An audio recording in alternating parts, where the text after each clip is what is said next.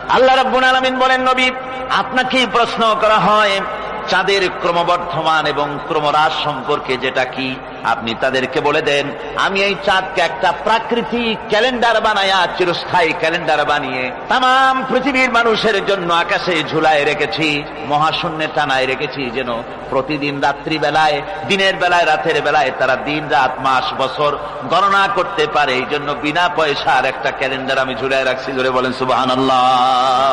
এমনি করে চাঁদ এবং সূর্যকে আমি সৃষ্টি করে দিই। আল্লাহ পাক বলেন, وَهُوَ الَّذِي جَعَلَ اللَّيْلَ وَالنَّهَارَ خِلْفَةً لِمَنْ أَرَادَ أَنْ يَذَّكَّرَ أَوْ أَرَادَ شُكُورًا।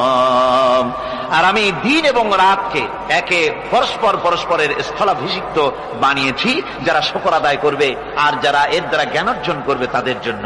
অর্থাৎ তারা এগুলি দেখে মনে করবে যে এগুলি খালি খালি না। এই যে রাত আসতেছে, দিন আসতেছে, দিন এবং রাত্রের এই যে পরিবর্তনটা, এর মধ্যে রয়েছে নিদর্শন। সূরা আলে ইমরানের মধ্যে আল্লাহ পাক বলেন, ইন্না ফি খালকিস সামাওয়াতি ওয়াল আরদি ওয়াখতিলাফিল লাইলি ওয়ান নাহার লাআয়াতিন লিউলিল আলবাব। যারা নিশ্চয়ই আমার এই সৃষ্টি রহস্য সম্পর্কে, দিন এবং রাতের পরিবর্তনের ব্যাপারে যারা চিন্তা করে, গবেষণা করে, তাদের জন্য আমি অনেক কিছু চিন্তার বিষয়ের মধ্যে রেখে দিয়েছি।